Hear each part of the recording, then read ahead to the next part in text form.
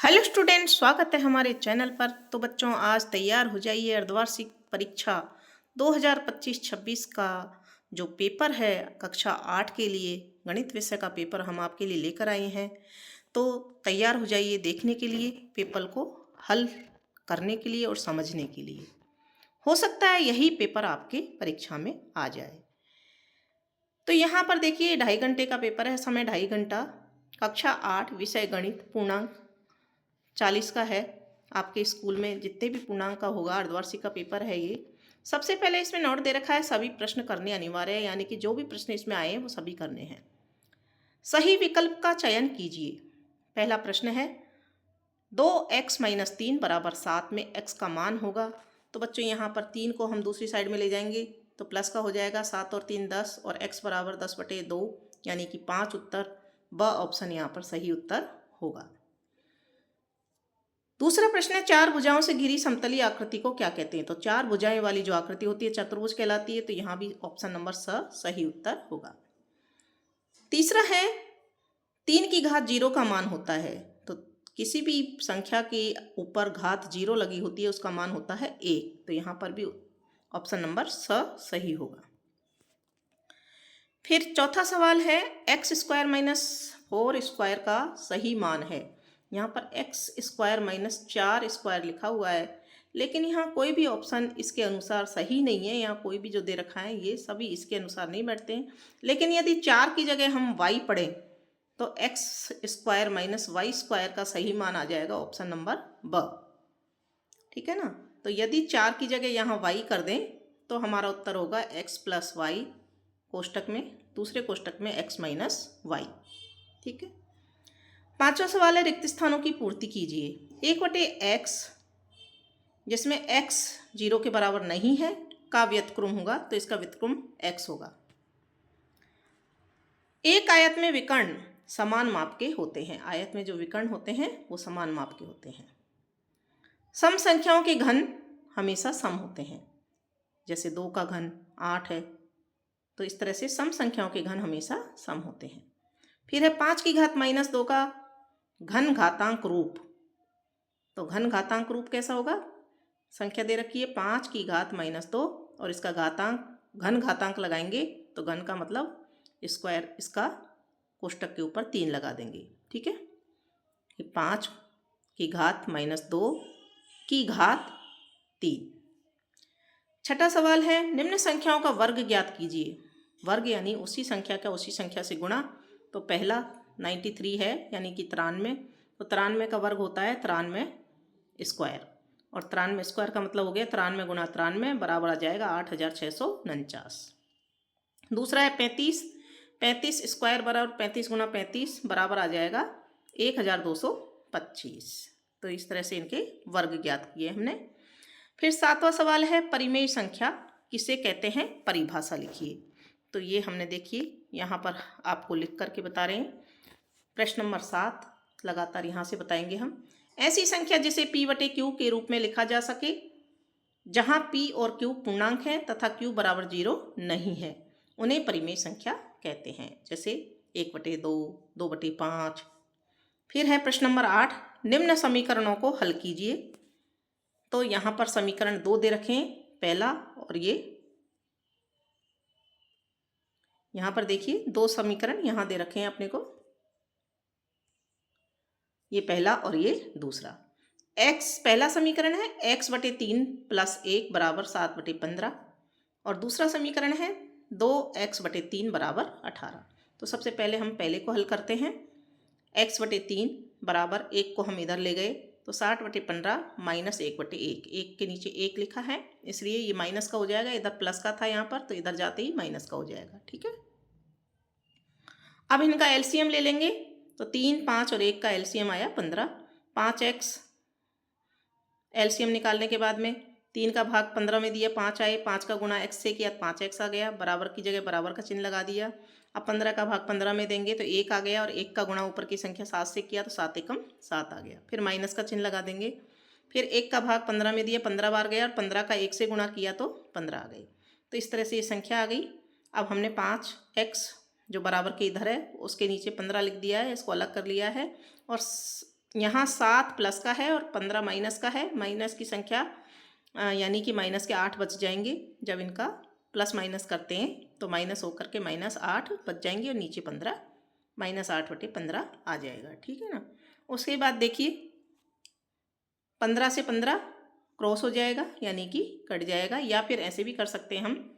मैंने आपको समझाने के लिए यहाँ लिखा है 5x बराबर -8/15 गुणा इधर के 15 को हम ऊपर ले गए तो यहाँ गुणा हो गया। 15 से 15 कट गया, 5x बराबर -8 बच गए और x बराबर 5 नीचे आ जाएगा तो x बराबर उत्तर आ जाएगा -8/5। ये हमारा सही उत्तर होगा। ठीक है। दूसरे सवाल में देखिए 2x/3 बराबर 18। 3 को इधर ले जाएंगे तो गुणा हो जाएगा। 2x बराबर 18 गुणा 3 और x बराबर 2 नीचे आ जाएगा तो 2 से 18 कट गया 9 बार और 9 तिया 27 तो x बराबर 27 उत्तर आ जाएगा। ठीक है। आगे देखिए प्रश्न नंबर 9 है गुणनफल ज्ञात कीजिए। तो यहाँ पर देखिए हम पहला सवाल हल करते हैं। x प्लस 7y और 7x माइनस y। तो यानी कि इस कोष्टक को इस संख्या से पूरी से गुणा करना है। कोष्टक की पहली संख्या x हमने बाहर लिख ली और दूसरा कोष्टक इससे गुणा करना है पूरा, तो 7x माइनस y लिख दिया। फिर यहाँ प्लस की संख्या 7y लिख दी और इससे दोबारा इस कोष्टक को गुणा करना है तो 7x कोष्टक के अंदर 7x माइनस y। x का 7x से गुणा किया तो 7x² आ गया। x का 4 से गुणा किया y से गुणा किया तो xy आ गया -xy। फिर प्लस 7y का 7x से गुणा किया तो 49xy आ गया और 7y का y से गुणा किया -y से तो -7y² आ गया। 49xy में से एक xy को घटा दिया तो ये प्लस की संख्या है 49, इसलिए प्लस का 48xy यहाँ बच जाएगा और यहाँ ये 7x² लिख दिया प्लस 48xy माइनस ये 7y² यहाँ आ जाएगा। ठीक है। दूसरा सवाल देखिए 5 माइनस 2x गुणा 3 प्लस x। तो 5 से पहले 3 प्लस x को गुणा किया है, फिर -2x से 3 प्लस x को गुणा किया है। 5 तिया 15, 5x आ गया गुणा करने पर, फिर -2x को 3 से गुणा किया 6x आ गया माइनस का, फिर 2x को x से गुणा किया तो माइनस का 2x² आ जाएगा। अब यहाँ पर देखिए 6x माइनस का है और 5x प्लस का है तो माइनस का 1x यहाँ बीच में बच जाएगा तो 15 का 15 लिख दिया -1x माइनस 2x² यहाँ से नीचे आ गया। तो इस तरह से इनका गुणनफल आ जाएगा। प्रश्न नंबर 10 है एक स्कूटर 42,000 रुपये में खरीदा गया। 8% वार्षिक दर से इसके मूल्य का अवमूल्यन हो गया। 2 वर्ष पश्चात स्कूटर का मूल्य ज्ञात कीजिए। अवमूल्यन का मतलब मूल्य में कमी हो जाना, यानी कि उसके मूल्य में कमी हो गई। तो यहाँ पर मूलधन हमारा है 42,000, तो यहाँ पर आप लिख भी सकते हैं इसको, मूलधन बराबर 42,000 रुपये। ठीक है। और समय है 2 वर्ष और 8% वार्षिक की दर से इसके मूल्य में अवमूल्यन हुआ है तो दर हो गई इसकी वार्षिक 8%। 2 वर्ष के अंत में सीधा ही इसका सूत्र है, 2 वर्ष के अंत में मूल्य क्या रह जाएगा 42,000 गुणा कोष्टक में लिखेंगे 1 माइनस 8/100 और घात लगा देंगे 2, यानी कि t समय जो 2 वर्ष है वो लगा देंगे। फिर इसको हल करेंगे एलसीएम लेकर के तो 100 माइनस 8 और घात बाहर लगी रहेगी 42,000 गुणा 92/100, यहाँ घटा लिया 100 में से 8 को तो 92/100 और कोष्टक लगा बाहर स्क्वायर लगा हुआ है इसलिए वापस गुणा 92/100। तो यहाँ पर देखिए 42,000 गुणा 92/100 गुणा 92/100। 0 से 2 0 से ये 2 0 कट जाएंगी, 1 0 यहाँ से 1 0। अब ऊपर बच गया हमारे पास 42 गुणा 92 गुणा 92, इनका गुणा करेंगे और 10 का भाग लगाएंगे तो उत्तर आ जाएगा 35,548 रुपये 80 पैसे। ठीक है। तो 2 वर्ष बाद स्कूटर का मूल्य 35,548 रुपये 38 पैसे रहेगा। अब है निम्नलिखित 11वां सवाल है निम्नलिखित व्यंजकों के गुणनखंड कीजिए।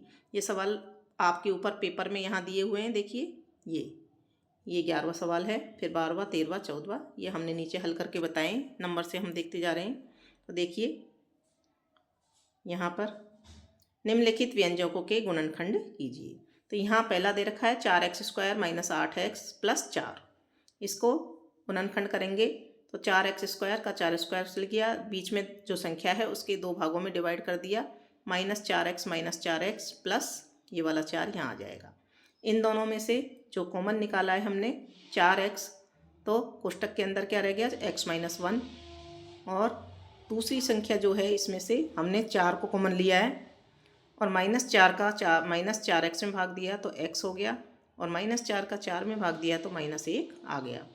इसको बाहर निकाल लिया, x-1 और 4x-4। 4x में से इनमें से दोनों में से कॉमन आ रहा है 4, तो x-1, फिर 4 को बाहर ले लिया x-1। अब 4 को आगे लिख देंगे हम चाहें तो, और कोष्टक में लिख देंगे x-1 और x-1। ठीक है।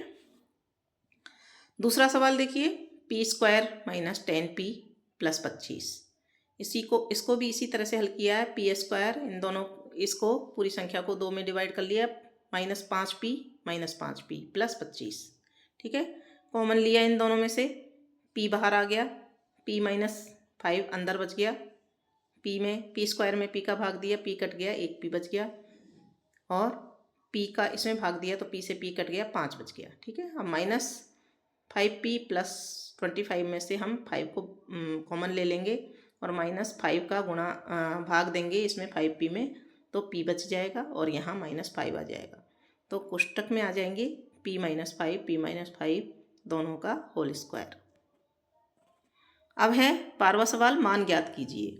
3 की घात 0 प्लस 4 की घात -1, और कोष्टक के अंदर दोनों संख्याओं को लिख करके बाहर गुणा है 2 की घात 2 से। ठीक है, 2 की घात 2 का मतलब हो गया 4, और 3 की घात 0 का मतलब हो गया 1, और 4 की घात -1 का मतलब हो गया 1/4। तो यहाँ पर हमने इनको दोनों को जोड़ दिया तो 5/4 हो गया।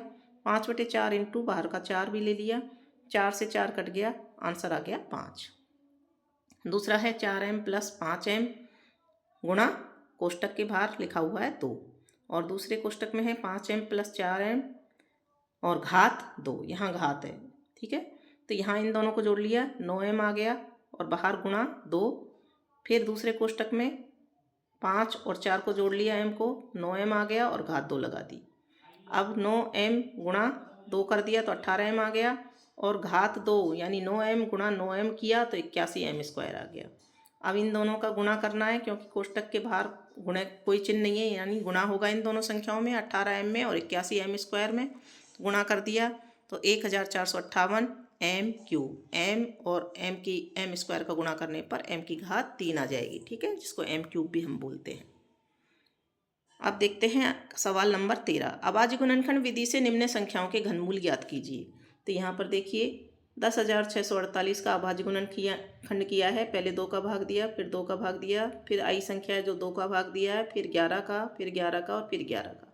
इस तरह से हमने भाग दे दिया और नीचे 1 आ गया। अब इन संख्याओं को हमने यहाँ लिख दिया है, 2 गुणा 2 गुणा 2 3 बार है, और 11 गुणा 11 गुणा 11, और घनमूल निकालना है। घनमूल निकालने के लिए 3 के जोड़े लेते हैं, जिसमें से 1 को बाहर निकाल लेते हैं। तो इसमें से 2 1 आ गया और एक बार यहाँ 11 आ गया, 11 दूनी 22, यानी कि घनमूल कितना होगा इसका 22। दूसरा है 91,125, इसका हमने अभाज्य गुणनखंड किया। सबसे पहले 3 का भाग जाएगा, फिर ये संख्या आ जाएगी, फिर 3 का भाग जाएगा, फिर ये संख्या आ जाएगी, फिर 3 का भाग जाएगा, फिर ये संख्या आएगी, फिर 3 का भाग देंगे तो ये संख्या आएगी, फिर 3 का भाग देंगे 375 आएगा, फिर इसमें 125 नीचे आ जाएगा। 125 में 5 का भाग देना है, 25 आ जाएगा। 5 का भाग 25 में देंगे, 5 आ जाएगा। 5 का 5 में भाग देंगे, 1 आ जाएगा। समूह बन गए 3 गुणा 3 गुणा 3 गुणा 3 गुणा 3, 3 गुणा 3 गुणा 3, 5 गुणा 5 गुणा 5। तो यहाँ से 3 1 आ गया, 1 3 यहाँ आ गया, 1 5 आ गया। 3 तिया 9, 9 पंजे 45, तो इसका घनमूल आ जाएगा 45। ठीक है, अब है सब प्रश्न नंबर 14, एक समबाहुभुज की भुजाओं की संख्या ज्ञात कीजिए यदि इसका प्रत्येक अंतःकोण 165 डिग्री का हो। तो प्रत्येक अंतःकोण बराबर सूत्र होता है n-2 गुणा 180 बटे n। ठीक है ना, ये सूत्र हमने लिख दिया है। यहाँ n भुजाओं की संख्या है, तो इसको हमने इधर लिख लिया, n-2 गुणा 180 बटे n बराबर अंतःकोण का मान यहाँ दे रखा है 165, तो यहाँ 165 लिख देंगे। ठीक है, अब इसको n को इधर ले जाएंगे और हमारे पास यहाँ क्या बच जाएगा, 180 का गुणा n से करेंगे तो 180 n आ गया, और -2 से करेंगे तो -360 आ गया, और बराबर n को इधर ले गए तो 165 n आ गया। अब n की संख्या एक साइड में ले जाएंगे तो 180 और 165 को इधर ले आए, n को 180 n माइनस 165 n बराबर 360 रह जाएगा। 180 n में से 165 n को घटाया तो 15 n बच गए और बराबर 360। अब 360 में 15 का भाग देंगे, 15 को इधर ले आएंगे, नीचे आ जाएगा, और भाग लगाएंगे तो n बराबर आ जाएगा 24, यानी कि उसकी कितनी भुजाएं समबाहुभुज की, 24 भुजाएं। ये उत्तर हमारा नीचे आ जाएगा।